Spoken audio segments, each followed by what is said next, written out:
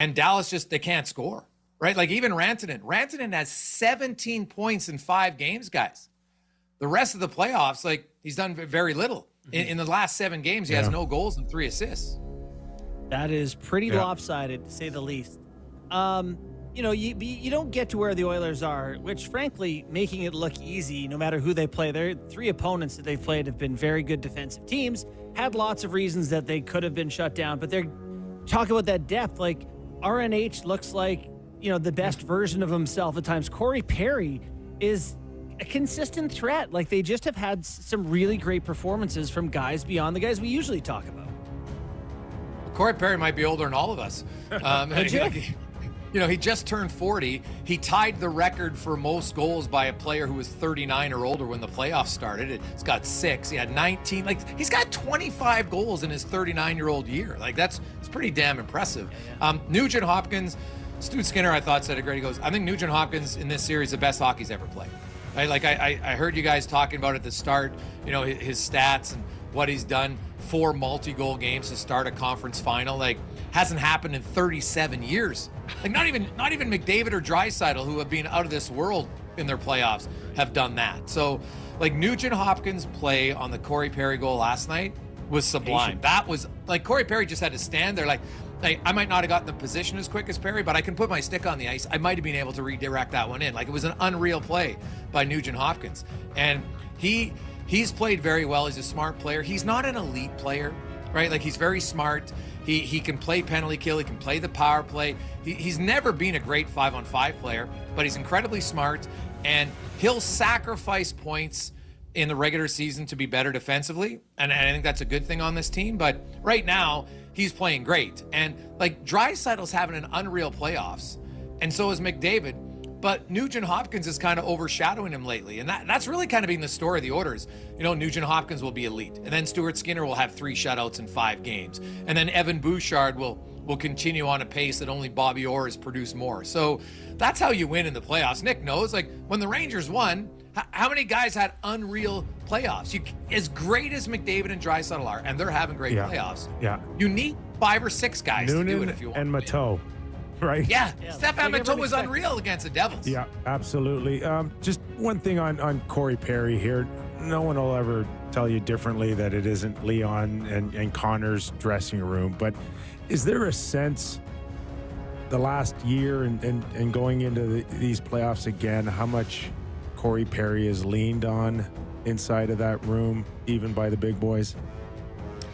Oh, well, Corey Perry, I think, is the one who will have the uncomfortable conversations, right? Like you can't play his style on the ice and not be afraid of conflict off of the ice, right? Like he's okay. And you would know in a room, guys, like sometimes there has to be conflict. Like somebody has to call somebody out. And I think the Oilers, their climb towards where they're at now, where they're a legit cup contender for the 2nd year in a row, and really happening for 4 years, I think, started when they brought in Duncan Keith. And McDavid and Draisaitl said, like, just learning from Duncan Keith and how he spoke to the team and how they could remain calm, as hard as it is in the playoffs to remain calm after a huge win or a devastating loss. And it started there, and Perry's come in, and I think Perry's a little bit more vocal. He was one I know last year. There were some scenarios where, he got into it with Kane that I think just calmed down things. And so you're right.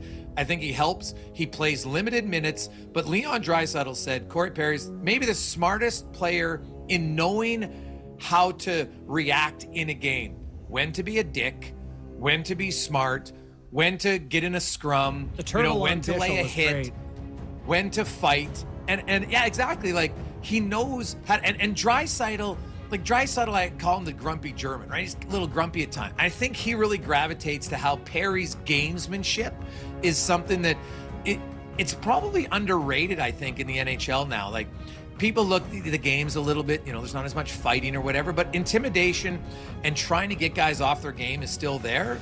And I think they've learned from Perry on sometimes even Perry, like he took a stupid penalty in Dallas, right? Like unnecessary penalty. And he talked about it. He's like, I can't take that penalty. Even a guy who's played that many games, you'll still lose your cool sometimes. But the fact that he owns it, I think they move on. Jason, great stuff, man. We really appreciate your time. Enjoying Game 5. Hey, boys, let's hope there's a rematch, man. We don't see it very often. Florida and Edmonton would be great. Oh, Yeah, I'm already doozy. looking forward to it. Thanks, pal. Anytime, fellas. Jason Thanks, Greger's Jason. show on Sports 1440 in Edmonton. It's great stuff. Yeah. Perry is Perry's best. I saw a video of Perry today. I think it was Missing Curfew's social media account put it out. It's like his first playoff goal in 2007. I'm like, this guy's been scoring big goals in standard definition.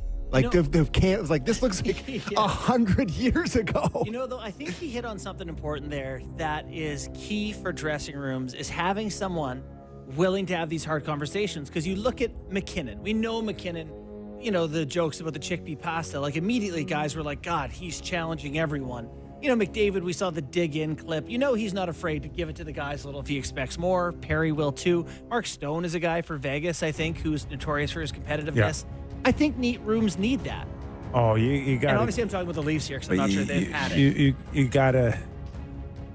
Everybody has to hold each other some way, shape, or form accountable. Yeah. Even if it's a dress code, whatever that means, whatever it is, you cannot take your guard down in a dressing room full of 20 guys every day that you're with them. Sometimes more than your family, right? And you got to stay on your toes. And some days it can be tough on some guys. Yeah. And because they get leaned on a little bit more than others. But it is absolutely imperative in a dressing room. Yeah, that makes a lot of sense Do to you me. think, I know we're going to do Yeah, we're good. Let her rip. You think a guy like Brad Marchand looks at Corey Perry and goes, thank you. You're 40. I'm a spring chicken at 37. Yeah. I still need to prove to everybody I am very worthy of being a good player, an important player. If he's doing it for Edmonton at 40, I'm going into unrestricted free agency here. Sure. You know, yeah, I think Perry is the outlier, but if you're Marchand, your pedigree, you can make the claim that you'll be able to do that too. Also, I don't think Perry's game was ever built on being fast. And that's part of the reason he's able to be effective as he gets older. I don't think Marchand's game was ever built on being fast either. So Competitiveness. Yeah. Like, Competitiveness, and smarts, gamesmanship and intelligence, smart but like, intimidation. yeah, I mean, there's without being fighters. you have to. Yeah, Perry, I would say, has fought more in He his will career fight, for sure. than Marchand has generally. But you have to want to do it still. That's right? a big Like, part of it. A lot of these older guys, like when You're- Ryan Reeves came here to Toronto, Yeah. I don't get the impression he still wanted to fight like Arbor Jack. But like he's 40, and it's like, you know, these games are so hard. Getting to training camp, going through the whole thing, So- like wanting to do it. So- half the battle. It is. So Max Pacioretty, who I've got a lot of time for whatever, you know, Yep. hanging on, giving his career another chance, right? To come in and do what he did, he gave Hit. he gave everything he had. Yep.